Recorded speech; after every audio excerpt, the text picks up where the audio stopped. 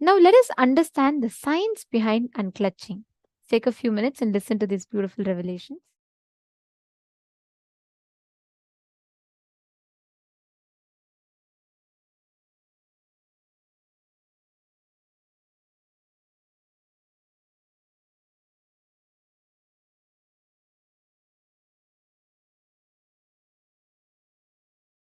I tell you, each of my gurus, they poured their life on me. The clarity with which I can grasp all the great spiritual principles and explain. That is because of my ability to unclutch, which is the pure gift from Annamalai Swamigal. It is just a simple gift from him. My ability to operate in Sahaja Samadhi, space of Paramashiva, gift from Isaki Swamigal.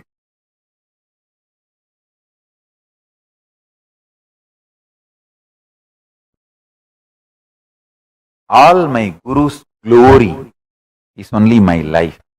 My ability to be in Ajapa Japa state. I can actually keep the Japamala whole night. Even if you think I am sleeping, the mala will be rolling in my hand continuously. That is the gift given to me by Yogi Ram Surat Kumar. He is the Ajapa Japa Purusha. He is actually the embodiment of Ajapa Japa. He gave me the gift of Ajapa Japa.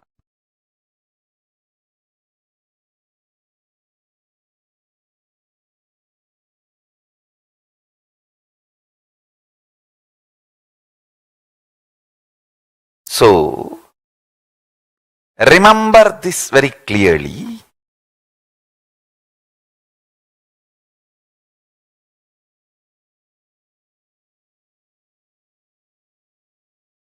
Peace alters the very DNA structure, genetic structure, the core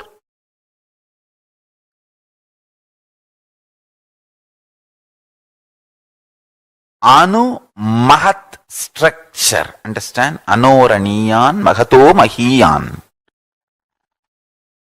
The consciousness in you is atom inside the atom, Mahat, more than Mahat. That Anoraniyan Mahato Mahiyan. That consciousness starts growing in you with more and more peace-based powerfulness developing in you. Nothing can be compared to unclutching. Spend more and more time, energy in unclutching. It will never be wasted. Time spent on unclutching is the most productive time for you in your life, because unclutching completely makes you altogether a different material. Understand? It makes your very biomemory, muscle memory, core structure, molecular structure, genetic structure, DNA structure, everything, all the 8 energy flow circuits, 7 energy flows, 1 the pure conscious explosion. So totally 8 energy flow circuits exist in you.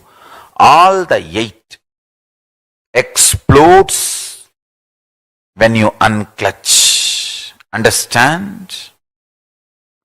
Unclutching is the space of Sri Kailasa.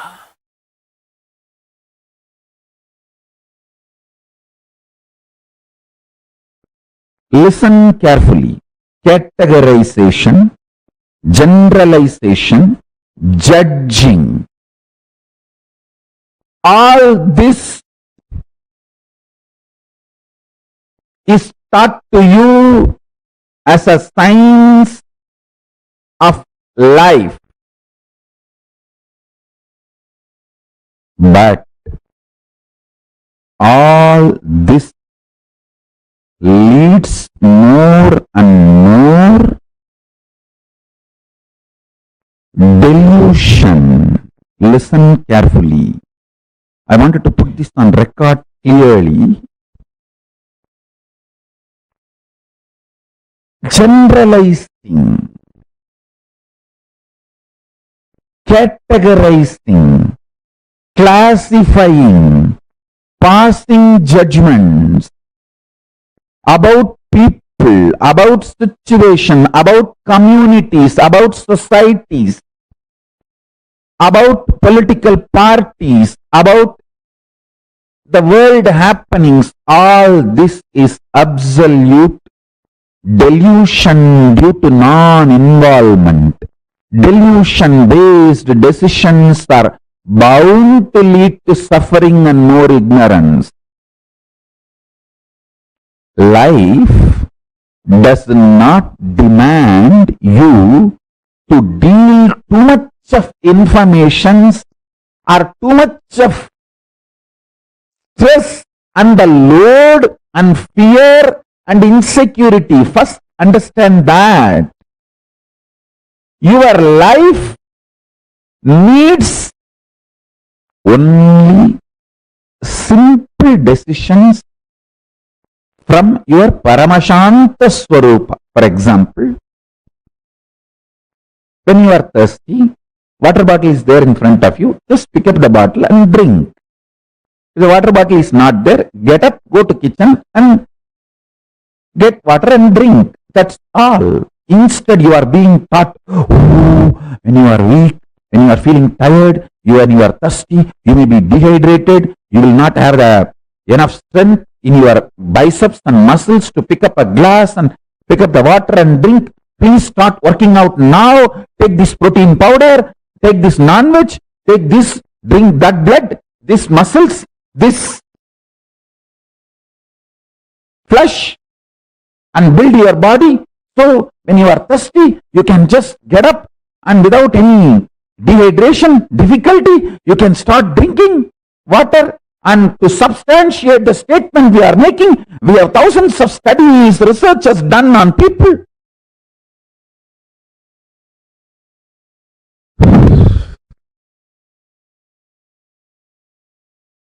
Listen. Practice this simple Paramashanta Swarupa for few days. Taste this ultimate silence for few days. Like these kids, when they are addicted to toffee, they will keep the toffee in the mouth all the time. When they need to go somewhere, they will take it and put the wrapper, keep it in the packet. They will go and do all their play and everything, and they will come back. When they are free, again they will take it and put it in the mouth and start tasting it. In Tamil villages, we used to say, Kuchmitai. Just like how the kids enjoy the toffee whenever they are free, decide to enjoy the Paramashanta Swarupa, ultimate peace who is sitting inside you. Whenever you have time, just sit all that time happily in Paramashiva's space. Paramashanta, this whole cosmos is happening. Big bangs happening, black holes happening, universes manifesting, playing, merging, time zones happening, playing, merging. You are there in that Paramashanta Swarupa as Paramashiva, witnessing this whole drama.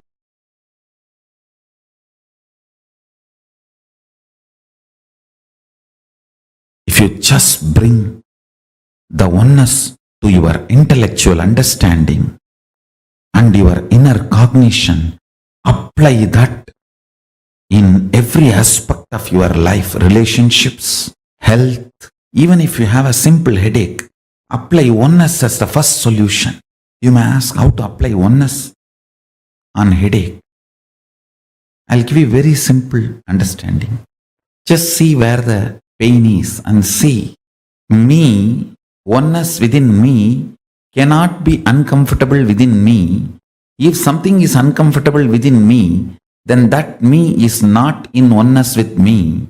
Let me see where me is not in oneness with me. Just start searching for that. You will see me becomes one with me and headache disappears. If there is a headache, me is not in oneness with me. Let me see which part of me is not in oneness with me. Just start searching. I tell you, simply headache will disappear. And please listen. I'm not giving you false ideas. Just take little sacred ash. Tell Paramashiva, Oh Mahadeva, Paramashiva, I know oneness is an energy which can be mixed with any object, and that object will manifest and radiate that electromagnetic energy of oneness. So let this sacred ash be mixed with that electromagnetic energy of your oneness. Let your oneness be invoked in this sacred ash and apply that on your forehead with the Mahavagya Nithyananda Paramashivam. It is equivalent to applying oneness on your forehead, and you will see headache disappears. I am not giving you some method like a placebo, fluke, click. No. Understand? What I am talking is far beyond placebo. It is oneness effect, not placebo effect. The electromagnetic force, maybe I can use a new word, cosmomagnetic force of oneness can be infused into any object. You can infuse that within you and without you, both. Within you and without you, both. When I lived my Parivrajika life, means body was moving around without will, devoid of will, just with the flow of Paramashiva, Prakriti and Purusha, Paramashiva and Parashakti. The sacred ash is the only medicine. That is the mosquito repellent. That is the blanket. That is everything. Cold, apply sacred ash. Mosquitoes, apply sacred ash. Animals are in the forest and they may attack you, apply sacred ash. For anything, applying sacred ash was the solution. I'll take the sacred ash, invoke the powerful oneness cognition into it, the electromagnetic energy of oneness. Infuse that into that sacred ash and apply all over the body. That's it.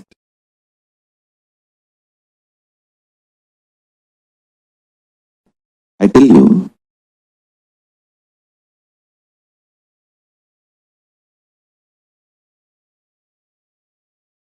this is one of the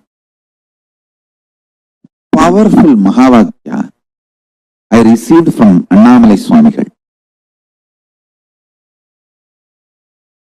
This is, I should say, that from the Ramana Sampradaya, the tradition, ecosystem of Bhagavan Sri Ramana Maharshi. Very casually, he put this in me. Deham naham, koham soham.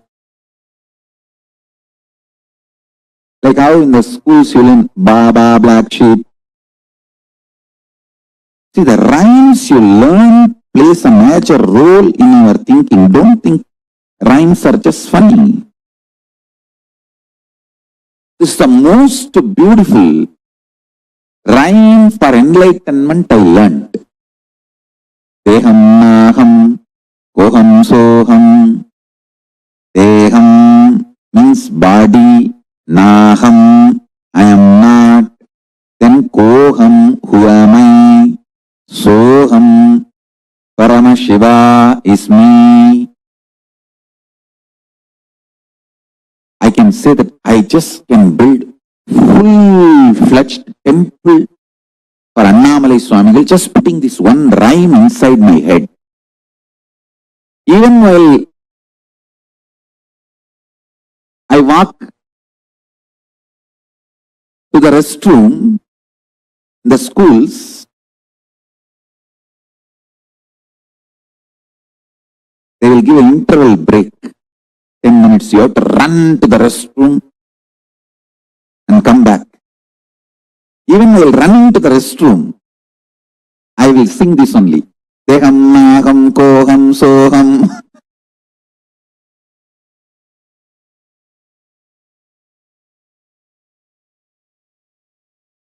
நினைக்க நெஞ்சூறுதி அண்ணாமலையானே, உன் மண்ணின் மகிமையோ காற்றின் கிருபையோ.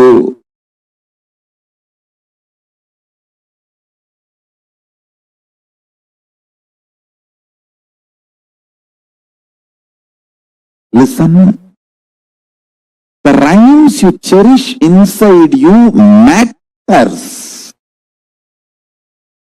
The words you cherish inside you matters. The words you cherish inside you for 6 months will become reality within a year. At least it will become like a echo chamber for you. ECHO. Echo chamber. For you, around you.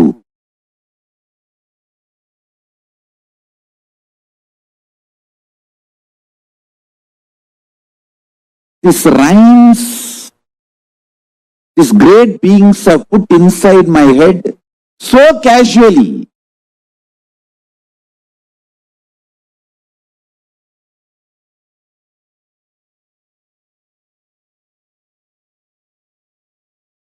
I started going to Annamalai Swamigal because he will give that candy and all that for the kids. Whoever brings to have his darshan, candy and other sweet, he will give it to all those kids.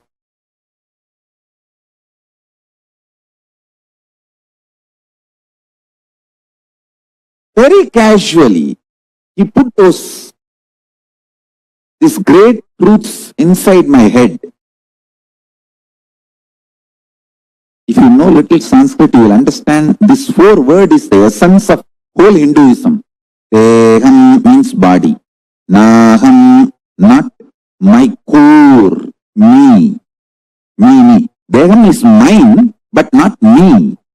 Naham, koham, then who am I? Soham, Paramashiva. Even when I am running to the washroom, from the class to the washroom, I will try to run. Deham naham koham soham, deham naham koham soham, deham naham koham soham. And run. Finish. Run back.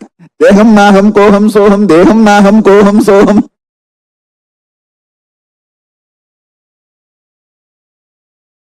This constantly going on with this created a kind of an echo chamber around me.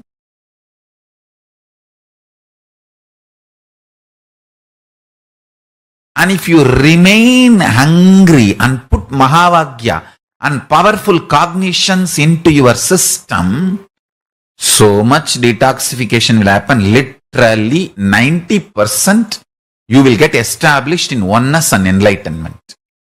You do not need mental work, you need physical work. Means we need to work only on your body. I have given you too much initiation, too much of powerful cognitions, and from here itself I can give enlightenment to you left and right, just like that. It's not at all a big job. In English, what you say, piece of cake. You use any word. Just, I need your body to be detoxified, so when I pour me in you, you can hold. It is literally cosmic union. I can make the cosmic union happen with any one of you at any time now, especially with this whole vibration of that love. That is why I insist on you moving to liquid diet, at least next for 21 days. Liquid diet, chanting of Mahavagya. Vibrate yourself with the Mahavagya, Om Nithyananda Paramashivam, and spend as much time as possible with oneness capsules and satsangs, these powerful cognitions. And I tell you, these powerful cognitions will get rooted in your biomemory.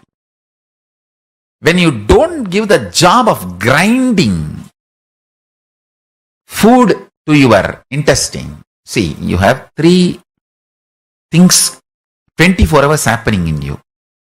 Blood circulation, breathing, digestion. You cannot stop blood circulation. You cannot stop breathing. But if you just reduce the load of digestion, both get impacted. The breathing becomes very deep and the whole blood circulation becomes so pure. Consciousness, the pure Paramashiva, starts reflecting in your system more powerfully in a higher frequency. I am giving you all the real secrets of Raja Vidya. I am giving you all the original secrets revealed by Paramashiva to Devi, Devi to Vishnu, Vishnu to Brahma, Brahma to Surya, Surya to that whole Surya Vamsa. And what Krishna says in Bhagavad Gita, that he gave the signs to Surya, and from Surya to Ikshwagu, Ikshwagu to Manu, and the whole Sampradaya, Surya Vamsa, Sarvanyapita. That whole parampara, whatever secret was stored with that kings, that Raja Vidya I am giving you. Work on body. Only middle class people work on mind. Kings, elite people work on body. Work on body, I am telling you. Middle class people eat and waste their life. Royal elite people don't eat. Just drink, build the body. Strong nervous system to hold the highest version of Paramashiva's love. The highest version of Paramashiva's love I tasted in my life, Arunagiri Yogeshwara, my Guru. The love was so much. Never I felt insecure that will I be able to execute all his instructions, all his command, all his words. I just know I have to make his words into reality. I have to strategize whatever he wants. I have to strategize and make it happen. That's all.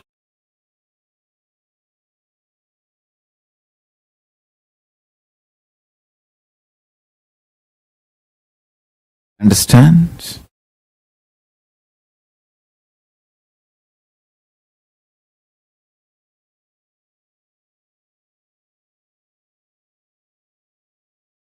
When you start talking intensely to Paramashiva, just these 3, listen.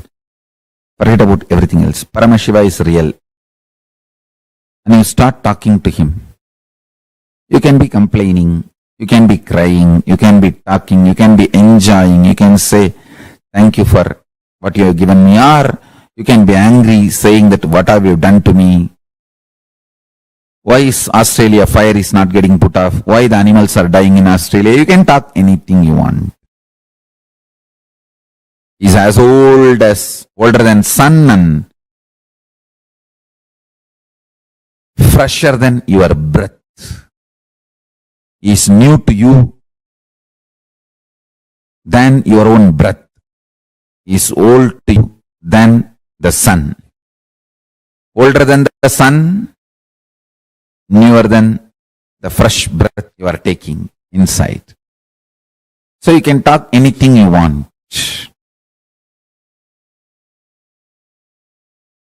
Remember one thing, cognizing is real, and then whatever you talk to him and whatever response he does, sometimes he will give verbal response, sometimes he will fulfill your prayers, sometimes he will pour intense paramashanta state in you. All is his response. Anything you do will only wake you up to the reality is real and is ultimate. That's it. I have given the essence of everything. State, space, powers, being, superconsciousness and Sri Kailasa of Paramashiva. All the 6 aspects I have given in this 1-3 line. Paramashiva is real. The ultimate is real. And start talking to him intensely. It can be sweet, friendly conversation. It can be fight. It can be demanding. It can be aggression. It can be surrender. It can be screaming. It can be anything. Know that he is real and go on internally talking to him. Before sipping cup of coffee, tell him, Swamiji, here is a sweet coffee. Enjoy. Before falling asleep, tell him, I am resting in you. Make my brain fall in tune, so I manifest you. Go on and on and on. I tell you. Listen to this. Once you feel you are dreaming, and after that, even if you slip into dreams, all those dreams only leads you to waking up state. Only once you remember, I think I am dreaming and it's not all real. Even if you don't wake up and fall, you slip into the dream again.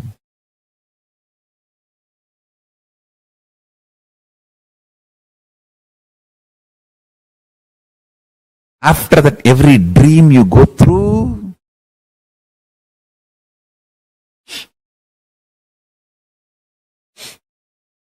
will only lead you to wake up. You will only wake up.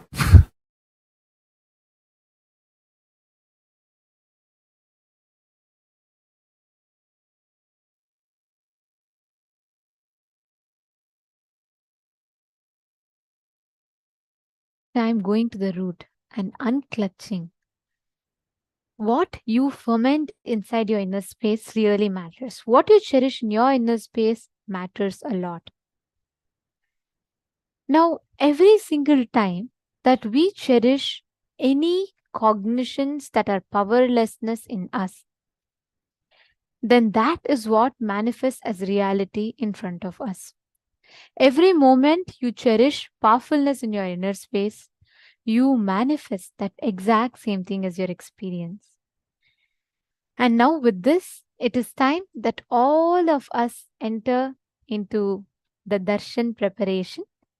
I request all the participants, every one of you, to please come, settle down. Please be in the camera. Today, all of us are going to be having the darshan of Ashwarudha Murthy and Guru Murthy forms of Paramashiva. Which means, in these forms of Paramashiva, that he assumed. He gave the blessings, he manifested as Guru and liberated his disciple, attended to all the situations that his disciple was facing, Manika Vasagar was facing. Today, Swamiji is going to be initiating all of us into few main initiations. The first one being Paramashivanandam, means experiencing the bliss of Paramashiva. Experiencing the bliss that you are Paramashiva.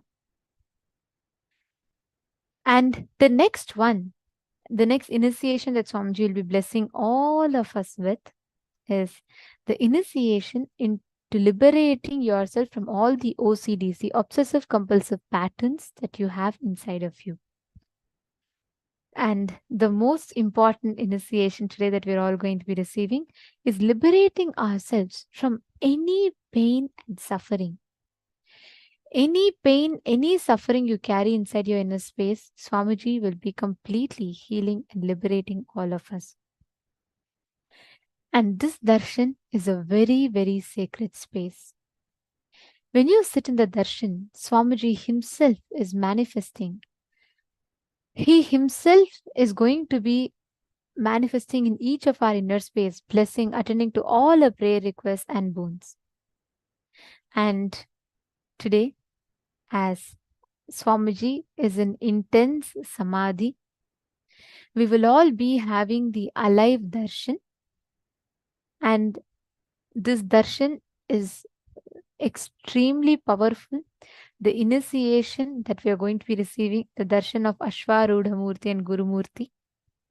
So today, we will not be having a live darshan, we will be having an alive darshan where Swamiji will be blessing all of us as Ashwarudha Murthy and Guru Murthy form of Paramashiva. I request everyone to please settle down. Please come in front of the camera. See, darshan is an extremely sacred space. During darshan, anything that you create as a conscious sankalpa in you, means anything that you create inside you as an desire or an intention, that simply manifests as reality. So in this darshan, any prayers, anything that you have, all of them manifest as reality.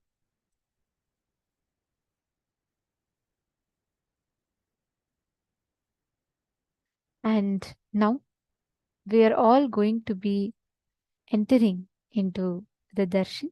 I request every one of you to please settle down, sit straight. Sit with your head, neck and spine in a straight line.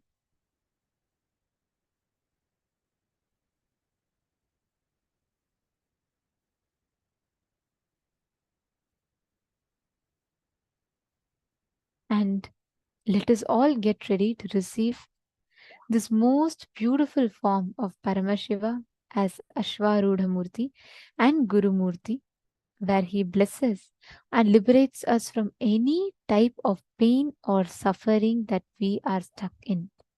Today's darshan will liberate you from any type of pain that you may carry in your inner space and bless you with that ultimate liberation. There's a very beautiful verse which says, अचल उपरि शृङ्गे शम्भुयोगासनस्तु धवलममलवर्णं चैव वक्त्रं त्रिनेत्रम् करगतशुचे सर्पपुस्तकज्ञानसमुद्रं मुनिनुतपद्मयुग्मं दक्षिणामूर्तिमीडे.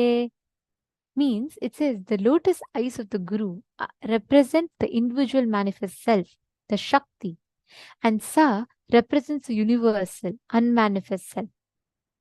He is the divine cause of the universe. He, of his own being's independent will, manifests as effulgent cosmic rays into the infinite, embodied forms to uplift the world. He is supremely free. His form is imperishable, manifested living deity. He is eternal and all-pervading. Meditate and be absorbed into the lotus feet of our Guru. Now, in the same space, let us all get ready to receive the darshan. Please sit straight. Sit with your head, neck and spine in a straight line.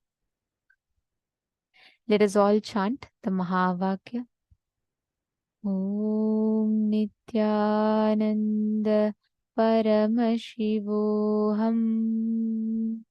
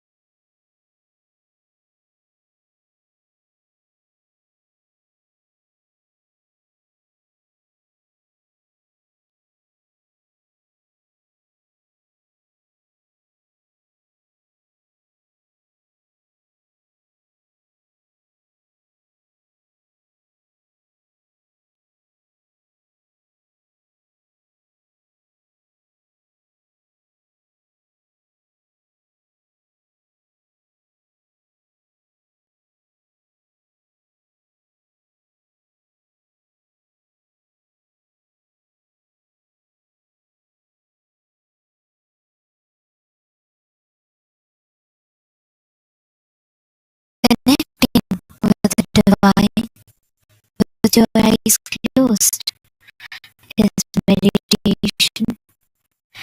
Connecting with the divine with your eyes open is darshan. Come, let us all now move from meditation to darshan. Slowly, very slowly, please open your eyes.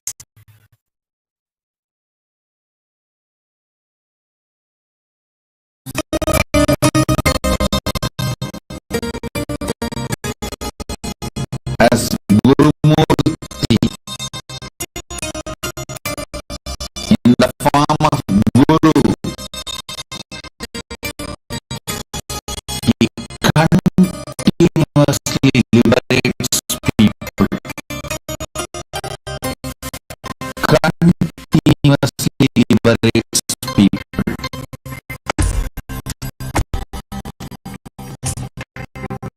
Any pattern, pains, sufferings,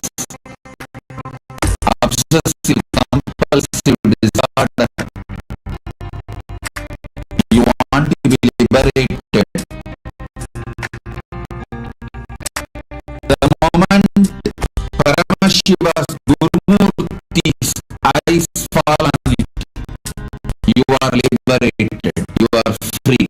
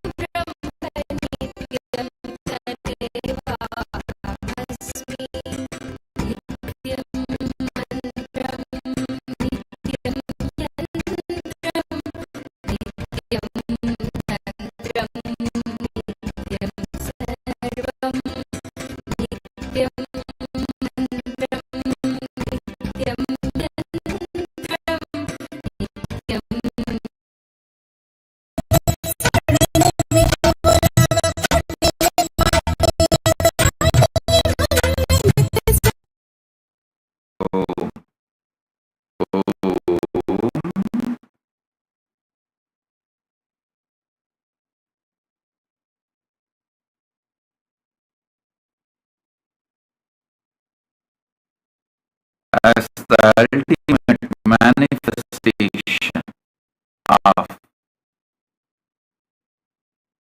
Paramashiva's Gurumurti and Ashwarudamurti. I liberate you all from all pain and suffering, delusions and maya. Today I shower all of you with the power of Anugraha. Anugraha. Anugraha.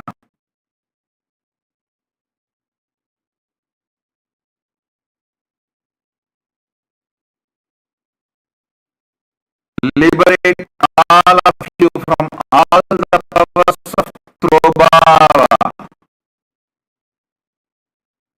Maya,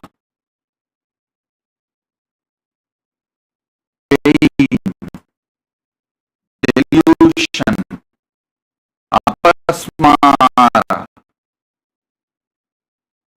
All of you are liberated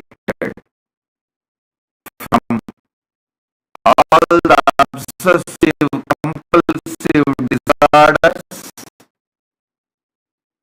pain and suffering patterns, and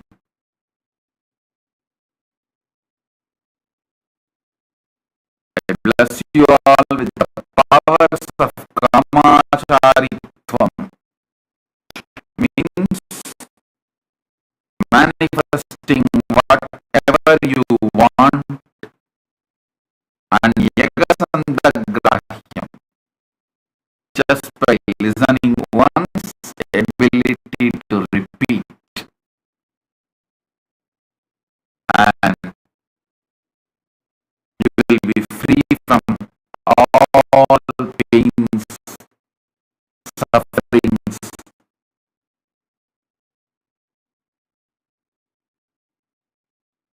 physical, mental, emotional, spiritual, all physical, mental, emotional, spiritual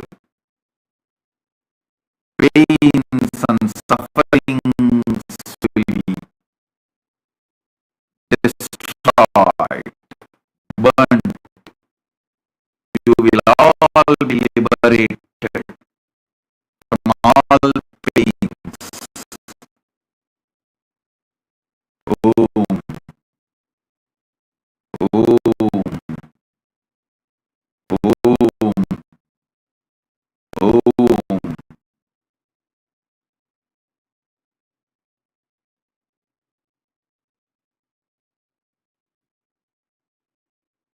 Om.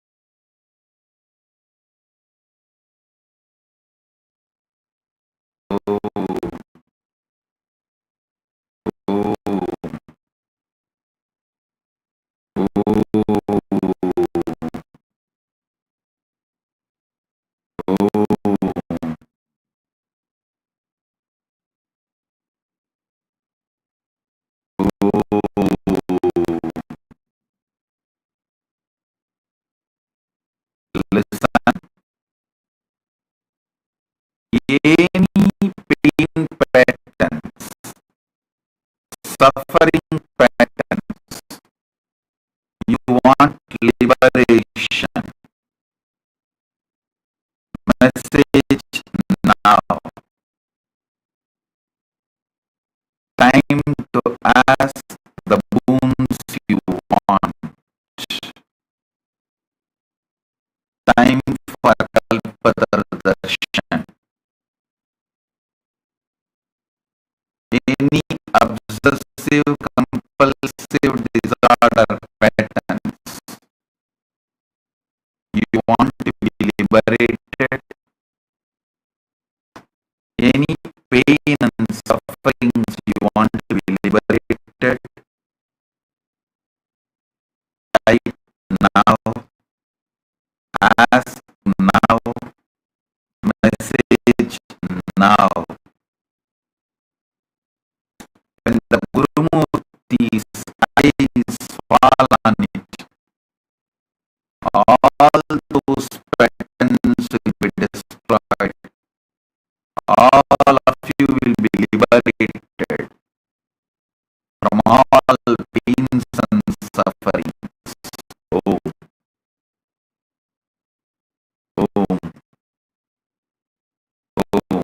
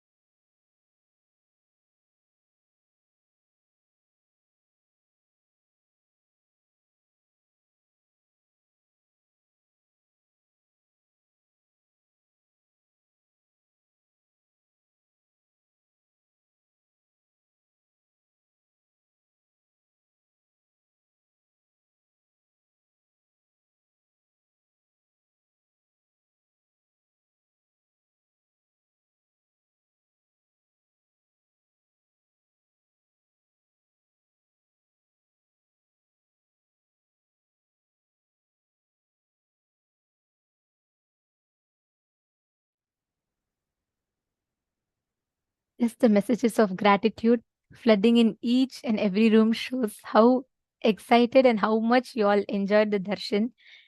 And especially in this form, Swamiji was just so beautiful, right? Ma Priyatma Surupni saying, yes. Okay, actually, this is one of the most auspicious forms. Please understand, today all of you have been initiated into Paramashiva Ananda. And this means today all of us have received the blessings to be liberated from any obsessive, compulsive, reactionary patterns that we carry inside of us. So, how did you all enjoy the darshan?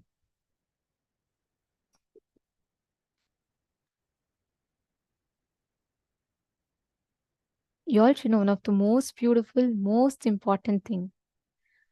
This whole darshan, Swamiji blessed all of us with that ultimate cosmic entanglement, where Swamiji was awakening us to the experience of Paramashivoham. Means the space, the state exactly where you will manifest how you can experience that ultimate unclutching happening inside of you. So every one of you that are sitting here right now, as you all enjoyed the darshan, we have all also been initiated into this most beautiful powers Swamiji has showered us with. Now, let us all take a few minutes and manifest this beautiful power. Swamiji blessed all of us with the power of Kamacharatvam, and we're going to be manifesting this beautiful power right now, right after this initiation, just in the space of feeling connection. See, the power is very simple. This means you being able to see any place, access any place of your choice. Each of you here are now going to be manifesting this power of being able to appear in any place as you will. Any place as per your will, you'll be able to appear. Of course, it starts with first being able to see a distant place. And please understand, right after initiation, the most appropriate thing to do is to manifest powers, because only that completely literally digests that initiation into us and gives us that experience of manifesting that ultimate power, right? So now what we're going to be doing is we're going to be first starting with experiencing, understanding what it means. What does Kamacharitvam mean? Basically, you being able to see any place of your choice and being able to describe all the details. It starts with that. From there, you will be able to describe the feeling, the temperature, the ambience, atmosphere, everything, right? So it's very simple, yet a very, very beautiful power to manifest. Shall we all start? Okay. So now I request every one of you in this beautiful space that we all are in right now, listen very carefully. You're all going to be experiencing yourself in another place. The first step for that is experience. You're going to describe the temperature, the color. It is not just remote viewing. You're going to take it to the next level. You're going to describe what is the exact temperature, color, and experience of you being in another house. Let's, for example, if I'm manifesting with Ma Priyatma Swarupini, I will be able to see not just her house color or how many rooms she has, but also what is the temperature like? Is it cold? Is her house warm? Am I feeling some, am I having some fragrance? I'll be able to see all of that. Just surrender your inner space to Swamiji completely after this darshan. Connect. Actually, Ma Lita Sege, you and Ma Priyatma Surupini can manifest. Both of you start with first describing the place itself. And from there, you guys can start describing the temperature, the ambience, how exactly it is. And start describing in elaborate detail what exactly you are seeing. What you're seeing, how you're describing, I mean, like what exactly is appearing to you. All of those details, go ahead and explain. Okay? Come on, let's all start. Connect to Swamiji. You all can take 21 minutes.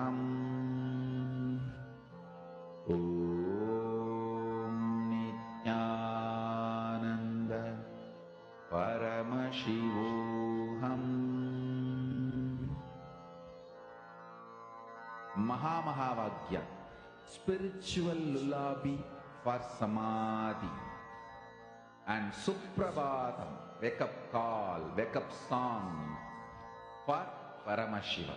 Yes. How many of This you have connected to the partners? Mahamahavagya Come on. Can I request every one of you to put? is spiritual I see Ma lullaby Lita for you Sege to fall putting, into and I Samadhi. see Ma Vani Goyal. Can I request Suprabhatam, every wake up one of you? song Come on. for Ma Dhyana Spilav, Ma Jnana Paramashiva Pradayini.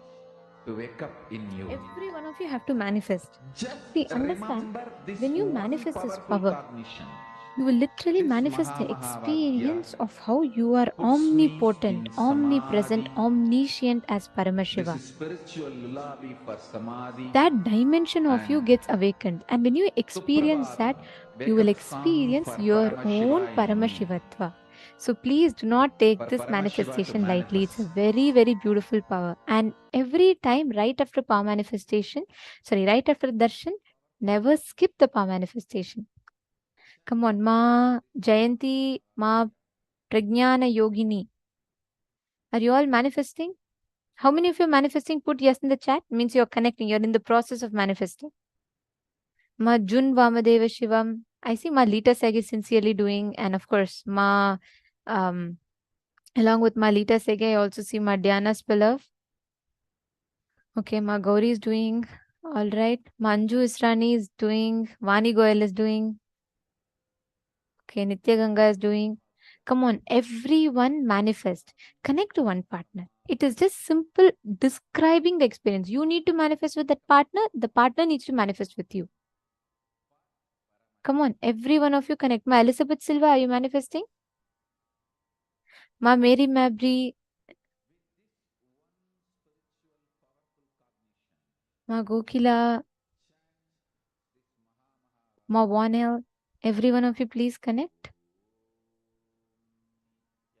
See, Ma Sonia Rao, do remote scanning, Ma, but go to the detail of experiencing that place. See, Ma Priyatma Surupini, you also, when you're manifesting, see, all of you listen, the exact process.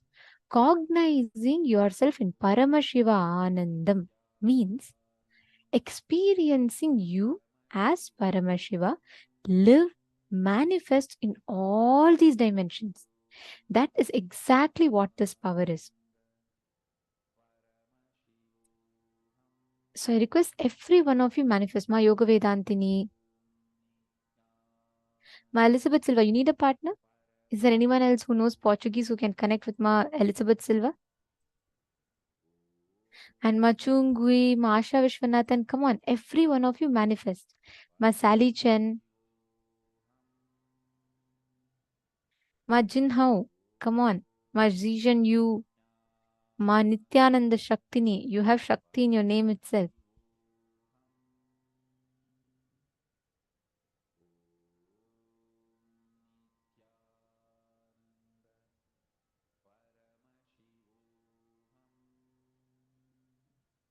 Yes, I think Ma Priyesha has requested a partner. Anyone needs a partner?